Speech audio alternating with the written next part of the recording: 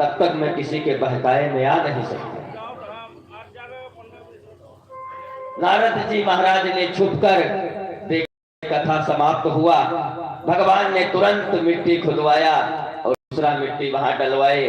नारद जी महाराज दौड़कर आए और भगवान के चरण पकड़ लिए। बोले महाराज, अरे आप हमारे ऊपर नहीं कृपा करेंगे तब किसके ऊपर कृपा करेंगे? नारायण भगवान ने कहा, रे देवर्षि, इसमें कृपा की कोई बात नहीं है। कृपा तो आपके ऊपर हमारी हमेशा बनी है, लेकिन इसमें बहुत विशेष महत्व की बात है। नारद जी महाराज ने कहा, प्रभु बताइए, क्योंकि परम ज्ञानी ब्रह्मा के मानस पुत्र थे देवर्षि नारद।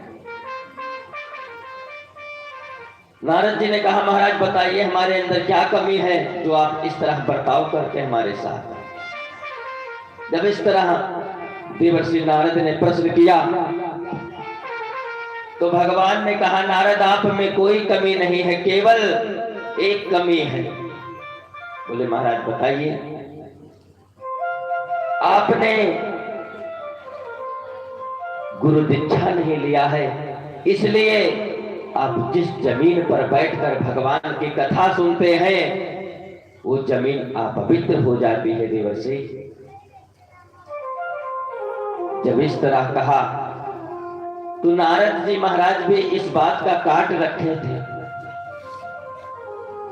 बोले महाराज,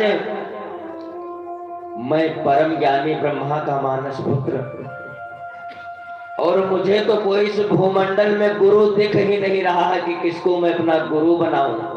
हमेशा अपने से ज्ञानी को गुरु माना जाता है, जो आपको उचित मार्ग बता सके। कोई भी हो, इसमें जात पात का भेदभाव नहीं है। अपने से ज्ञानी होना चाहिए और जो आपको उचित मार्ग बता दे वही आपका सच्चा गुरु होता है।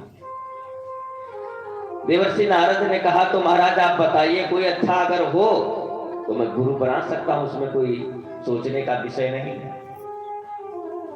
भगवान को नारद के ऊपर और क्रोध आया कि अरे अपने आप को अहंकार में डूबे हुए और कह रहे हो आपको इस संसार सागर में कोई गुरु ही नहीं दिख रहा है। लेकिन भगवान ना कुछ बोलते हुए कहे, देवर्षि अगर आप हमारे बातों को मानते हो तो मैं आपको उचित मार्ग ये बता रहा हूं कि आज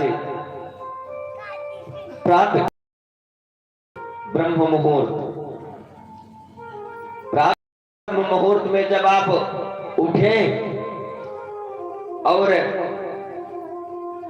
स्नान करके भगवान का पूजन करें, उसके बाद अपने घर से कुछ दूरी तक घूमने जाएं और जो मार्ग में आपको मिल जाएगा उसका आप पैर पकड़ लेना और कहना कि हे गुरुदेव भगवान, अब मुझे आप दीक्षा दीजिए और आप ही मेरे गुरु हैं। भगवान का वचन देवर्षि नारद काट नहीं सकते। नारद जी ने सोचा, अरे भगवान कह रहे हैं तो चलो अच्छी बात है। प्रणाम किया और कहा, महाराज ठीक है, मैं यही करूंगा। बोले सद्गुरुदेव भगवान की। नारद जी महाराज ब्रह्म मुहूर्त हुआ, सुबह हुआ और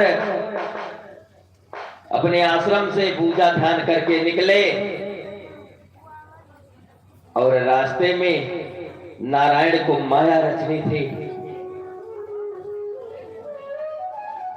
भगवान गुड़िया का भेष धारण करके, मछली मारने वाले का भेष धारण करके और उसी मार्ग से निकलते हैं जिस पर देवर्षि नारद को बताया था कि उसी मार्ग से तुम जाना।